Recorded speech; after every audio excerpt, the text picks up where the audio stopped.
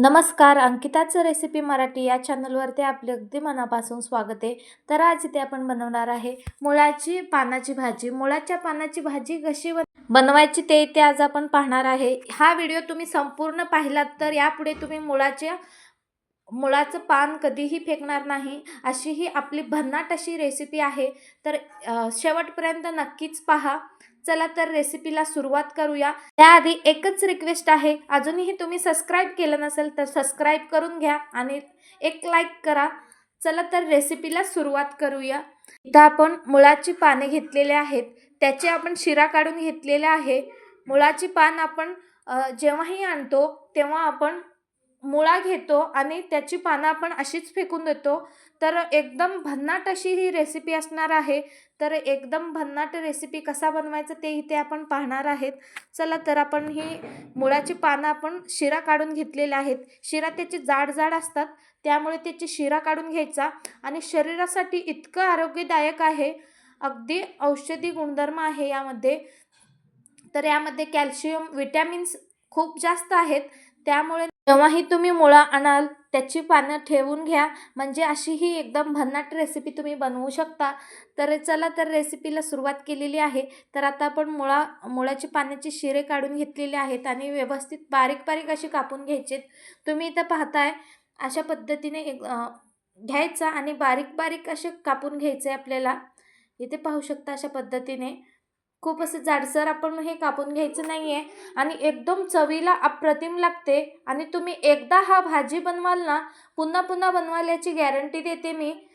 एकदम युनिक अशी लागते भाजी आणि खूप छान लागते.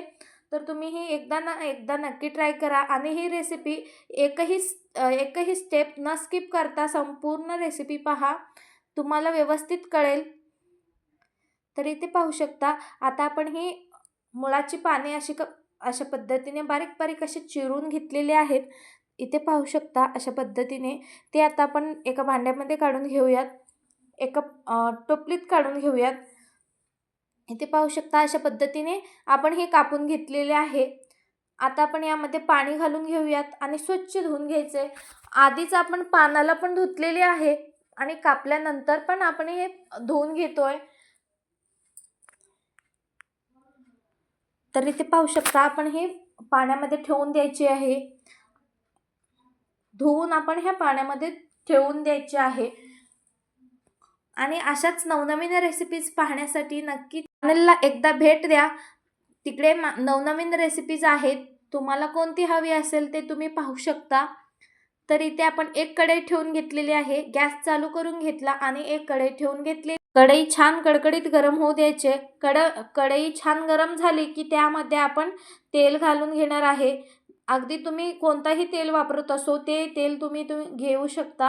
तर इथे मी तेल 2 चम्मच इतकं घेतलेलं आहे. तेल छान कडकडीत गरम होऊ द्यायचे. तेल छान कडकडीत गरम झाला की त्यामध्ये आपण फोडणीसाठी 7-8 पाकळ्या लसूण घेतलेल्या आहेत, ते व्यवस्थित ठेचून घ्यायचे. तुम्हाला आवडत असल्यास तुम्ही यामध्ये कांदा पण घालू शकता. कांदा घालून पण एक नंबर लागते. तर मी इथे ना 7-8 पाकळ्या लसूण ठेचून घेतलेला आहे. ठेचून मी यामध्ये घालून घेतली फोडणीमध्ये. तेलही छान कडक झालेलं आहे, गरम झालेलं आहे. त्यामध्ये आपण ही लसूण घालून घेतली. त्यानंतर ही भाजी आपण यामध्ये घालून घ्यायची आहे. भाजी यामध्ये घालून घ्यायची आहे आणि व्यवस्थित परतून घ्यायची आहे. तरी ते आपण हे अशा पद्धतीने ही संपूर्ण भाजी आपण यामध्ये घालून घ्यायची.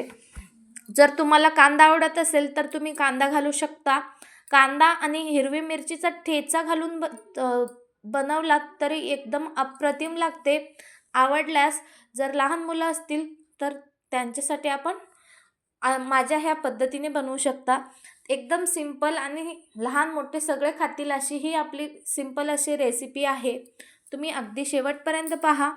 तर इथे पाहू शकता आपण ही भाजी परतून घेतली आणि त्यामध्ये आपण डाळ घालून घ्यायची आहेत.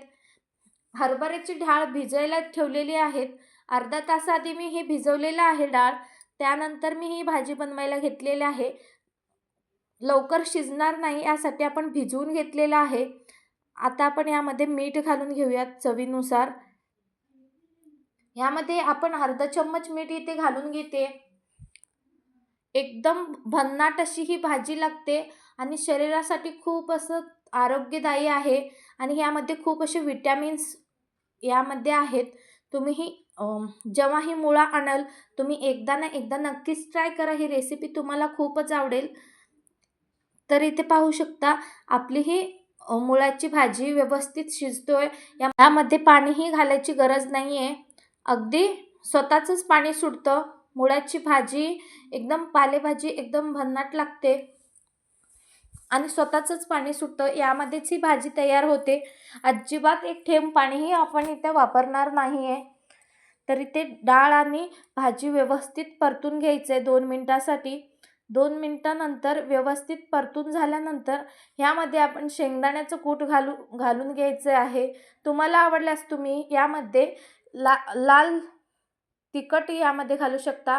लाल तिखट तुम्ही यामध्ये घालू शकता. हवं असल्यास हिरवी मिरचीचा ठेचा तुम्ही यामध्ये वापरू शकता. एकदम भन्नाट लागते. यामधलं ना पाणी जाईपर्यंत आपण हे परतून घ्यायचं आहे. ह्यामधील पाणी गेलं की यामध्ये आपण शेंगदाण्याचं कूट इथे आपण घालून घेणार आहे. तर इथे पाहू शकता यामधली पाणीही आकचत आलेली आहे. आणि अशाच नवनवीन रेसिपीज पाहण्यासाठी अंकिता रेसिपी मराठी या चॅनलला लाईक, शेअर, सबस्क्राईब करायला मात्र विसरू नका आणि बेल आयकॉनला क्लिक करा सबस्क्राईब करून. तर इथे पाहू शकता आपली ही भाजी मस्त अशी तयार इथे झालेली आहे. तर यामध्ये आपण शेंगदाण्याचं कूट यामध्ये आपण घालून घ्यायचं आहे. ओबडधोबड ठेचलेलं शेंगदाणे यामध्ये मी घालून घेते 2 चम्मच. इथे पाहू शकता एकदम भन्नाट लागते. यामध्ये आपण शेंगदाण्याचं कूटही घालून घेतलं 2 चम्मच आणि व्यवस्थित परतून घ्यायचं आहे. इथे पाहू शकता एकदम भन्नाट अशी होते आणि विरघळून भाजी कमी होते पण खूप छान लागते. मला थोडीशी इथे शेंगदाण्याचं कूट कमी वाटते म्हणून आणखीन 1 चम्मच मी इथे शेंगदाण्याचं कूट घालून घेतलेलं आहे आणि हे व्यवस्थित मिक्स करून घ्यायचं. आणि ही भाजी तुम्ही गरमागरम भाकरीसोबत, चपातीसोबत खाऊ शकता. एकदम भन्नाट आणि अप्रतिम अशी ही रेसिपी आहे. तुम्ही सकाळच्या नाही तर संध्याकाळच्या ह्या दोन्हीही जेवणात तुम्ही ही भाजी खाऊ शकता. तर तुम्हाला ही भाजी रेसिपी कशी वाटली मला नक्कीच कमेंट बॉक्समध्ये कळवा. आता ही भाजी आपली तयार झालेली आहे. गॅसही बंद करून घेतला आणि रेसिपी आवडल्यास लाईक, सबस्क्राईब करा. आता आपण ना हे गरमागरम एका प्लेटमध्ये सर्व करून घेऊयात. गरमागरम ज्वारीच्या भाकरीसोबत ही मुळाच्या पानाची भाजी ते आपण सर्व करून घेतोय. एकदम भन्नाट अशी झालेली आहे.